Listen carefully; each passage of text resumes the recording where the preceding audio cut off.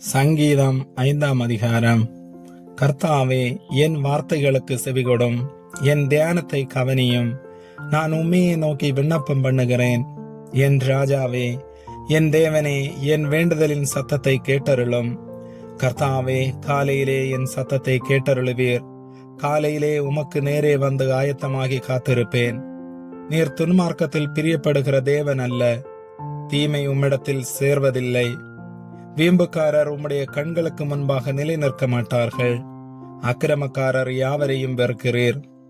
பொய் பேசுகிறவர்களை அழிப்பீர். இரத்த பிரியனையும் சூதுள்ள மனுஷனையும் கர்த்தர் அருவருக்கிறார்.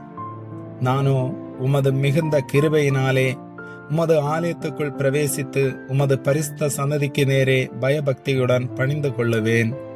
கர்த்தாவே, என் சத்துருக்களின் நிமித்தம் என்னை உம்முடைய நீதியிலே நடத்தி எனக்கு முன்பாக உம்முடைய வழியை செவ்வைப்படுத்தும். அவர்கள் வாயில் உண்மை இல்லை. அவர்கள் உள்ளம் கேடுபாடுள்ளது. அவர்கள் தொண்டை திறக்கப்பட்ட பிரேத குழி. தங்கள் நாவினால் இச்சகம் பேசுகிறார்கள். தேவனே, அவர்களை குற்றவாளிகளாக தீர்த்திடும். அவர்கள் தங்கள் ஆலோசனைகளாலேயே விழும்படி செய்திடும். அவர்கள் துரோகங்களினுடைய திரட்சிய நிமித்தம் அவர்களை தள்ளிவிடும். உமக்கு விரோதமாய் கலகம் பண்ணினார்களே. உம்மில் அடைக்கலம் புகுவோர் யாவரும் சந்தோஷித்து எந்நாளும் கம்பீரிப்பார்களாக. நீர் அவர்களை காப்பாற்றுவீர். உம்முடைய நாமத்தை நேசிக்கிறவர்கள் உம்மில் களி கூறுவார்களாக. கர்த்தாவே, நீர் நீதிமானை ஆசிர்வதித்து காருண்யம் என்னும் கேடயத்தினால் அவனை சூழ்ந்து கொள்ளுவீர். ஆமேன்.